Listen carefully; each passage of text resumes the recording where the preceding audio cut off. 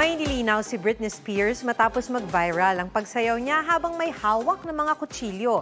Habang isang miyembro ng K-pop group na Twice ang hindi makakapunta sa concert nila bukas. May report si Katati Bayan.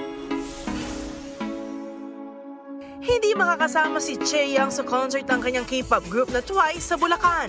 Dahil yan sa health issues niya, ayon sa agency na JYP Entertainment. Hindi na nila tinukoy kung ano ito, pero nagpasalamat sila sa fans na patuloy na sumusuporta sa grupo.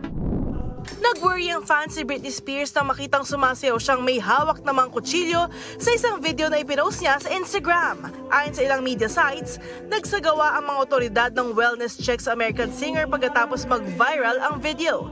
Pero nothing to worry dahil sa bagong post si Britney, sinabi niyang peke ang mga kutsilyo at na-inspire lang daw siya sa performance ni Shakira.